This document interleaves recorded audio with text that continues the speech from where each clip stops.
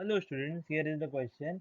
If you look at the question over here, we have aniline which reacts with NaNO2 plus HCl at 273 to 278 Kelvin to give us a major product X, and this X when reacts with this reagent we get Y as the major product again. So remember this step clearly because I'm going to change the screen after this. So these are the options given to us. We have diazonium ion and this for Y. We have this Cl for X, this for Y. We have this for X, this for Y.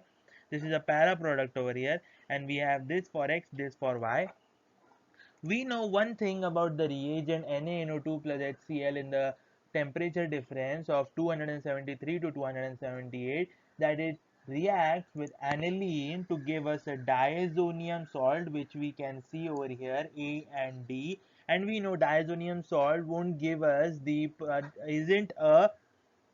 inter, isn't a temporary product or a intermediate, it is a final product in this case. So diazonium salt won't give us chlorine in the product over here. So B and C are incorrect for X, only A and D are correct. And as we know, diazonium salt when reacts with this as a reagent, as we know from the question behind, we know this is a very bulky group over here, and if we look, the only products possible over here are given to us as ortho and para products.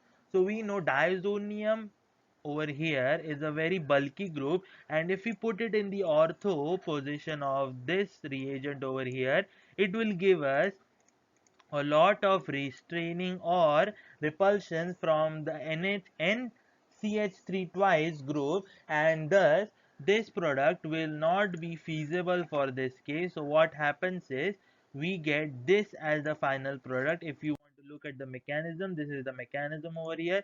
We get diazonium salt over here, and when this reacts with this case over here, this is ortho para directing group. So over here, it forms a para product where the diazonium is attached to the para product of this reagent over here. Thank you.